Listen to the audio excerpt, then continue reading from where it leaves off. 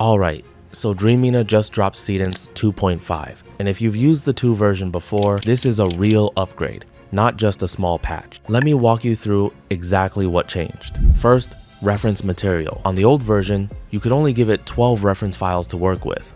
Now, you can give it 50, a mix of images, videos, and audio. So instead of sitting there typing prompts and hoping it understands what you want, you can just show it. Drop in your character shots, your scene references, your style references all at once, and it builds from what you gave it instead of guessing. Second, clip length.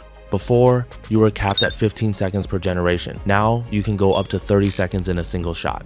That's a big deal if you've ever tried to tell a story with AI video, because before, you'd have to stitch a bunch of short clips together, and it always looked stitched. Now you get one continuous shot that can actually carry a narrative. Third, and this is the one people are going to love, you can now edit after it generates. On the old version, once your video came out, that was it. Didn't like the outfit? Start over. Wrong background? Start over. Now you can go back in and change specific things, swap the outfit, change the lighting, change the background without touching the rest of the video. It also now works with 3D models straight out of Blender or Maya, and it can handle green screen footage too. So that's the upgrade in a nutshell. More control over what goes in, longer output, real editing after the fact, and multilingual out of the box. Alright, let's get into it. This is the official Dreamina page, and as you can see, the interface is pretty simple and clean. There are also a lot of templates you can work with, but in today's video, we're going to focus mainly on Seedance 2.5. To get started, I'll first switch from AI agent to AI video, then make sure the model is set to Seedance 2.5.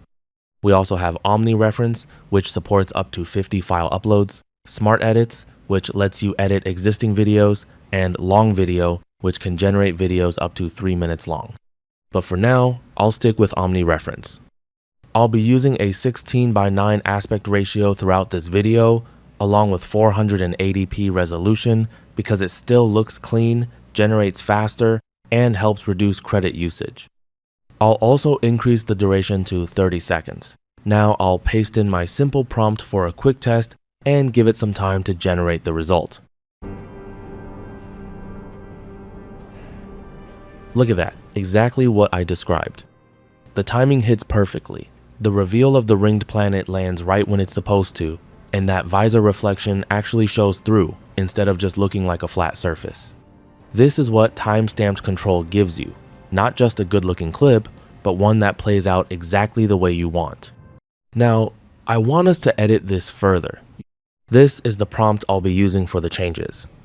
Change the environment from the alien desert to a small dusty frontier town, weathered wooden and stone buildings lining a wide dirt street. Keep the astronaut, their pose, the golden hour lighting, and the camera movement exactly unchanged. I also noticed there are 2 suns instead of 1. So I'll use the pencil tool to circle the second sun and type something like remove the second sun, then let it make the change. That's the local edit tool doing exactly what it's supposed to. Same astronaut, same pose, same golden hour lighting, and the same camera movement. But now it's a dusty frontier town instead of an open desert, while the ringed planet is still rising in the background. This is the kind of change that used to mean starting over completely, and now it's just one targeted edit. Now here's where it gets really interesting. I took a fight scene I'd already generated with Seedance 2, and instead of starting from scratch, I fed it into Seedance 2.5 as a video reference. But this time, I gave it a twist. A third fighter joins the scene. Let's see how it handles the original style and pacing while adding a completely new threat to the fight. This is the reference video I'll be using for this demo. I'll ask it, continue the fight scene using the same 2 fighters and the same visual style, lighting, and setting as the reference video.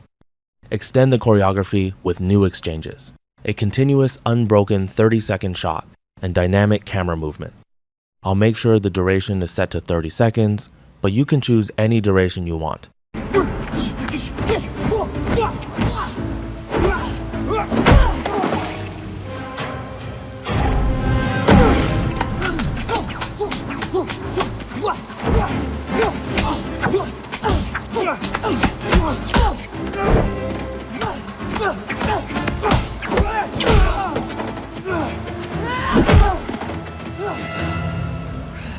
Look at that, it actually worked.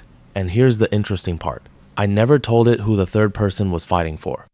I didn't say they came to help either of the original fighters, or that they were there to attack them. Seedance interpreted that ambiguity on its own, and all three ended up fighting each other.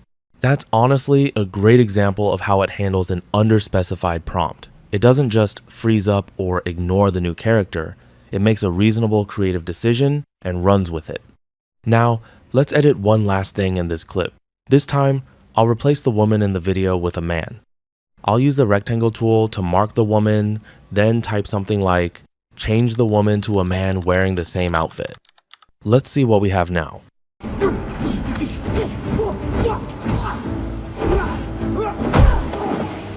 That's exactly what I wanted. The pose held, the movement held, and the fight choreography held. Basically everything stayed the same except the one thing I asked to change, the character went from female to male. This is what the local edit tool is supposed to do, make one targeted change without affecting everything else. That said, it's not flawless yet.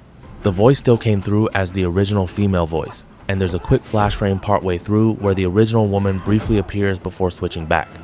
These are small inconsistencies, but honestly, they're minor considering how much it got right. With a bit more prompt refinement, and as the model continues to improve, I'd expect these edge cases to get even better. And that's Dreamina Seedance 2.5, more reference material to work with, longer continuous clips, real editing after the fact, and it's all in one place. If you want to try it yourself, the links are in the description below.